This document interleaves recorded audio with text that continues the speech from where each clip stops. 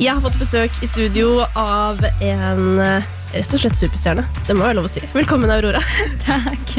Og velkommen hjem, måtte jeg på si. Du, vi har jo fått en gave av en låt av deg. Ja, det synes jeg. Sant? Jeg har gitt ut sang. Ja. Det det du mener. Hvordan føles det? Fint. Ja, det veldig gøy.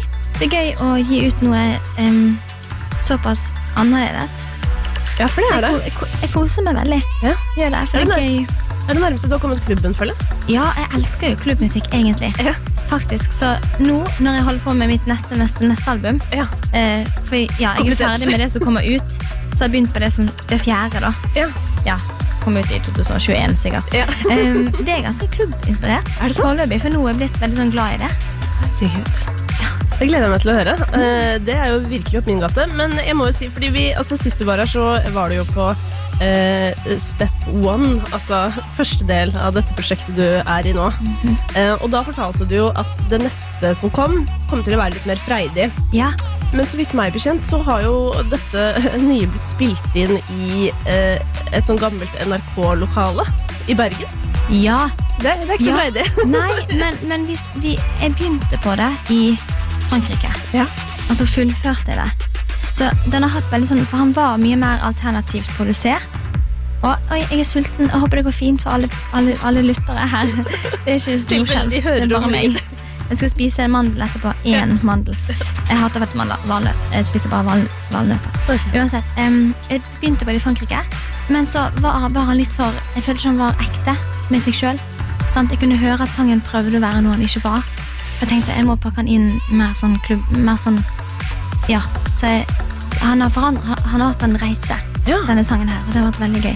Men har den vært roligere, liksom, eller? Nei, bare mye mer sånn vill og ute. Og ganske sånn tung.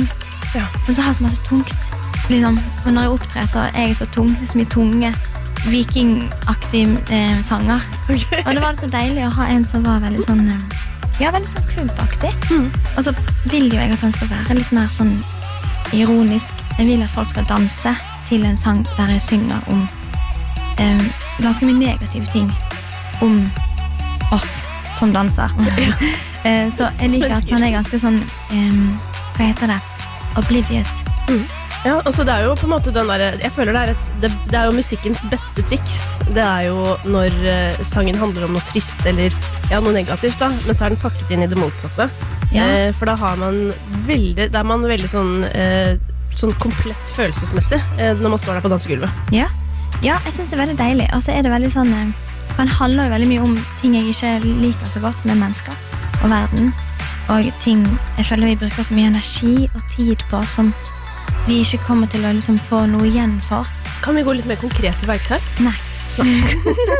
Hva vil du si noen av tingene vi bruker tid på som vi kunne latt være å holde på med? Nei, bare kanskje sånne ting du selv merker at du ikke får noe ut av. Jeg føler jeg ser så mange folk jeg kjenner eller folk som bruker tid på ting de ikke får lykke av. Og så føler jeg at mennesker kanskje ikke så mange mennesker, men noen mennesker måtte velge. Det så trist å se når vi velger å ikke se. Når vi velger å ikke liksom, se bort der, for der skjer det noe trist eller fælt. Sånn som når Donald Trump ikke sier at det global oppvarming, at det ikke en ting. Det veldig sånn absurd og veldig rart, og så skjer det ganske ofte. Men I tillegg så handler sangen om fine ting, om at vi veldig sånn dyriske, om at vi jakter på, vi dyr som jakter på dyr. Som veldig fint. Så han på en måte veldig sensuell, samtidig som han veldig negativ. Men han bare passer, og det passer at han innpakket I en litt sånn ironisk innpakning. Og med det så tenker jeg at vi skal høre på den. Dette det Aurora på P3 og hennes Animal. Du på P3, og vi hadde nettopp en liten dans til Aurora sin aller mest dansbare låt, vil jeg si. I hvert fall hvis man tenker sånn dansegulorientert, nemlig Animal. Men man kan også danse litt mer kunstnerisk foran speilet med armen og sånn, og da funker alle sangene. Ja, det mye alternativ dansing. Ja. Hvor danser du mest? Jeg danser veldig mye når jeg kler meg opp om morgenen, for å løsne opp denne gamle kroppen, stive kroppen, for jeg blir veldig sånn, jeg føler at jeg har en sånn ting på ryggraden som jeg ikke har, men jeg føler jeg må liksom knekke meg selv opp. Så jeg danser veldig mye om morgenen. Altså jeg danser jo veldig mye på scenen. Ja. Jeg danser egentlig overalt. Jeg danser veldig mye. Jeg føler meg mindre teit når jeg danser enn det jeg gjør til vanlig. For jeg er jo ganske teit til vanlig. Men jeg føler meg veldig, veldig bra og naturlig når jeg danser. Jeg har tenkt mye på at sånn dans at det ligger så naturlig for oss. Fordi for min del så er det sånn bare jeg hører høy musikk. Hvis jeg hører høy musikk, så blir det bevegelse av seg selv, på en måte. Det er ikke noe jeg velger engang. Babyer også driver jo og vagger. Ja. Det er kjempefint. Vagger. Det som er veldig gøy er at når babyer liksom lærer sin første dansetrinn, som er sånn å bøye knærne, så ser det på en måte ut som de prøver å twerke, og det er forstyrrende. Men også poetisk. Kanskje. Ja, kanskje. Du er jo, altså Animal er jo en slags, kan vi kalle det smakebit, fra noe som skal komme, altså enda en plate. Ja. Er den også full av dansing, eller hva kan vi forvente? Det. Sist plate, rent sånn musikalsk, altså, så vil jeg bare tilfredsstille meg selv veldig. Jeg har lyst til å lage noe som jeg synes var veldig fint. Og bare ikke prøve noe nytt, men bare gjøre det jeg har hatt lyst til å gjøre hele veien, siden jeg var 11. Så det gjorde jeg på en måte på step 1. Det var en sånn til meg, og til fansene mine, og derfor gjør jeg den ut hemmelig. Jeg ville at de skulle oppdage den før, liksom, avisene, og før at de skulle høre den først. Men denne platen blir veldig annerledes. Den utforsker ganske mange stiler, og ganske mange humør. Den er veldig leken og alvorlig og politisk, men også veldig ikke politisk. Han er veldig alt, og det er veldig gøy. Så jeg vil egentlig bare prøve ut mange ting, for jeg er veldig sulten på det. På å prøve alt. Ja. Men betyr det også at du føler deg ganske fri om dagen, da? Ja, jeg ble veldig fri etter jeg produserte ferdig Step 1 i januar i fjor. Da ble jeg fri. Fri som en fugl. En fugl uten vinger. Pingvin, kanskje. Men det er interessant, da, fordi da har du på en måte gjort den tingen som du sier, da, som bare denne tingen vil jeg gjøre. Og det skyldes jo kanskje også, fordi nå finnes det jo en dokumentar om deg på NRK TV som jo mange har fått gleden av å se. Og der er det jo tydelig at du ikke kanskje har følt 100% kjærlighet til tidligere musikk sånn hele veien. Jo, altså, fortsatt så kan jeg se tilbake på noen av sangene og tenke at det der var ikke helt meg. Det var ikke helt sånn, det var ikke tilfredsstillende, rent sånn kunstnerisk, som jeg vet jeg kan få. Jeg kan jo få en orgasme av å lage musikk, sant? Og da er det rart når man Bokstavelig talt? Ja, flere. Men da er det så rart når man ikke får det av noen av andre sanger.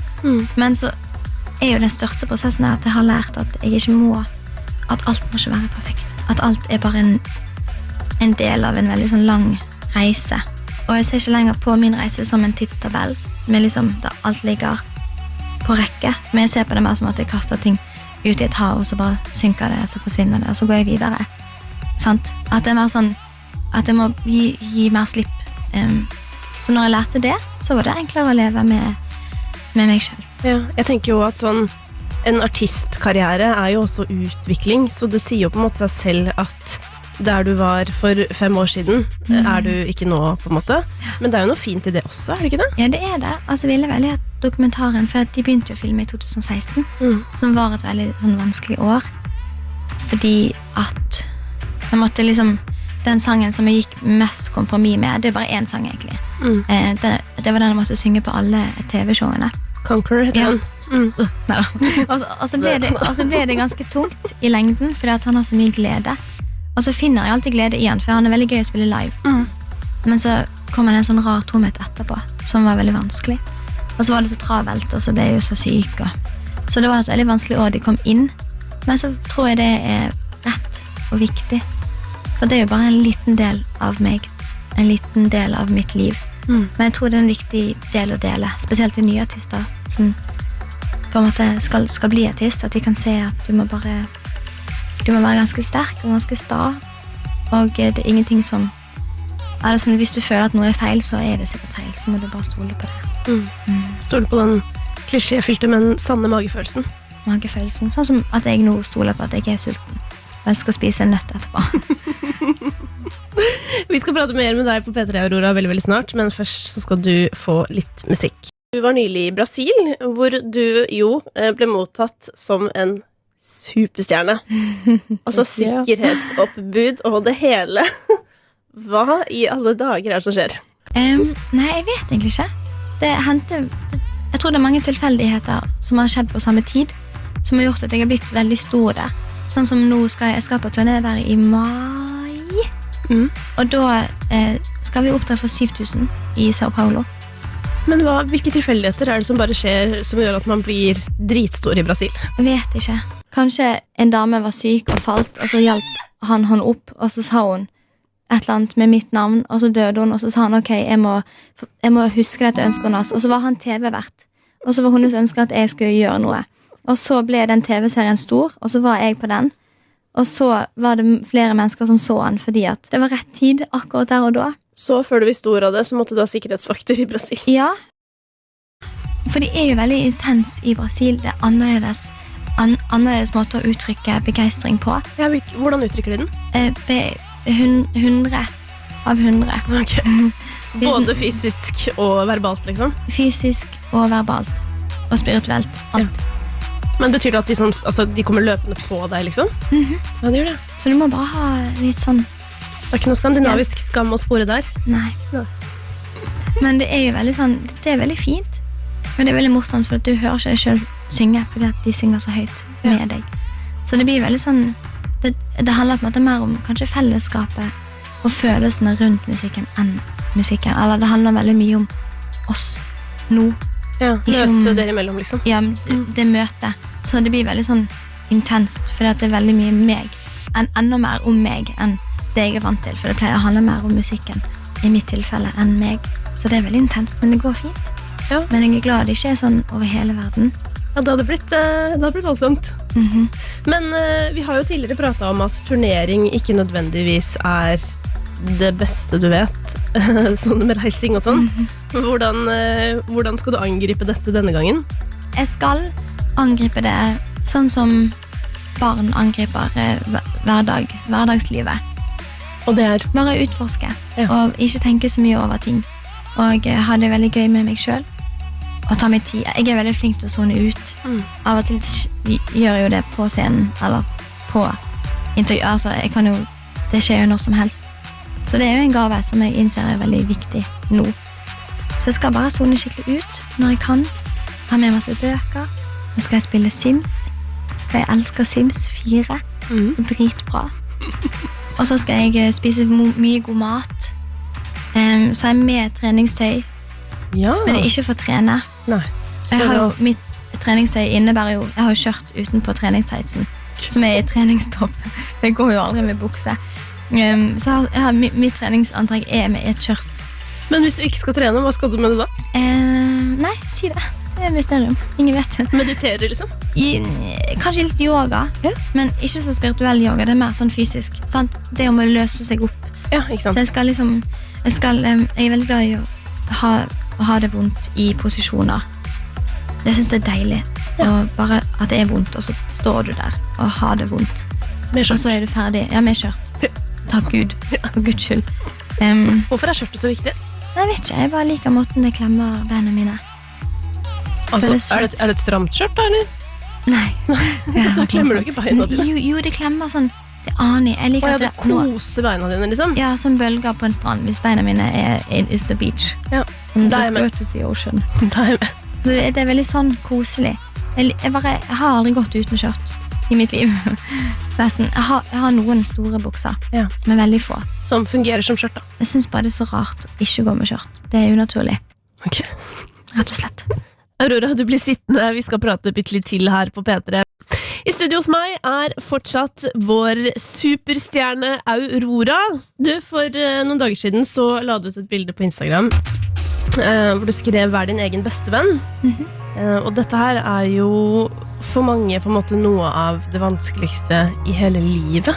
Altså å gi på en måte kjærlighet til seg selv.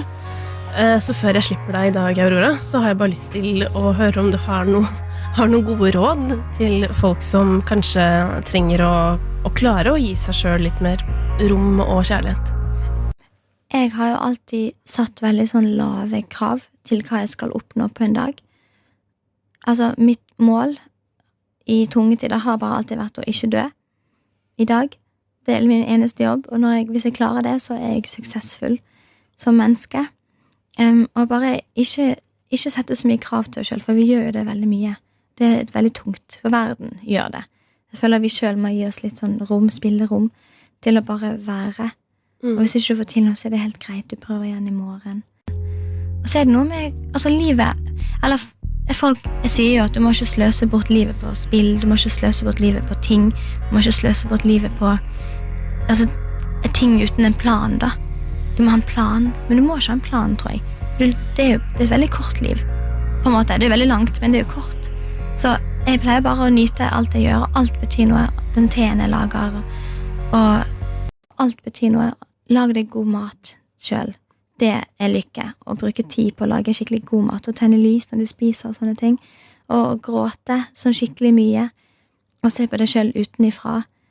Og liksom å kjøpe blomster inn til huset sitt, eller å gå med ullsokker når det er kaldt, og titte på folk, og tenke, og prate med deg selv høyt, og se på deg selv i speilet mens du snakker med deg selv. Hva sier du til deg selv i speilet? Jeg pleier bare å snakke ganske alminnelige samtaler. For eksempel hvis jeg gjør noe, så sier jeg, hvorfor gjorde jeg det? Så svarer jeg, jo, men fordi at du er jo sånn, du vet jo du er sånn, du må bare godta det. Så sier jeg, ok, det er greit. Eller jeg prater bare med meg selv. Hvis jeg har det trist, så sier jeg, ok, det er helt greit, du kommer ikke til å dø, det er helt greit. Og bare gjør noe annet. Se en serie, ta pause fra deg selv. Det var mye da. Det synes jeg var veldig mange gode råd, ja. Det er jo generelt litt sånn senk kraven da. Vi blir jo lurt dessverre til å tro at vi blir jo faktisk lurt inn i å bli lei oss, fordi noen har fortalt oss at vi kan få til hva vi vil uansett hva, og vi bor i liksom verdens rikeste land, så hvis ikke vi blir på en måte perfekt da, så er vi jo egentlig per definisjon mislykket, sånn ut fra hva vi har lært, og det er det som er synd. Ja. Ja, det er veldig synd. Bare finn glede i alt det du gjør, og alt betyr noe. Ting som verden sier ikke betyr noe. Ja, og det er ikke å sløse bort tiden og kose seg og slappe av, for da koser man seg jo. Det er ikke å sløse bort tiden. Du må jo velge selv hva du, og om du finner glede i å ha en veldig fin kaffekopp. Jeg finner mye glede i det. Jeg har mumikopp. Men det snør. Hvor mange har du? Jeg har 5. Jeg har 23 eller noe. Jeg elsker oh my god, sant. Men jeg har den med mumipappa. Og så er den blå, og så er det snø. Ja. Så den er veldig vakker. Aurora, tusen hjertelig takk for at du kom hit i dag. Mumi. Vi gleder oss til å høre enda mer musikk, men i mellomtiden så skal vi kose oss med Animal. Ja. Veldig gøy med dansemusikk, altså. Ja. Jeg gleder meg til mer av det. Takk for meg. Adjø.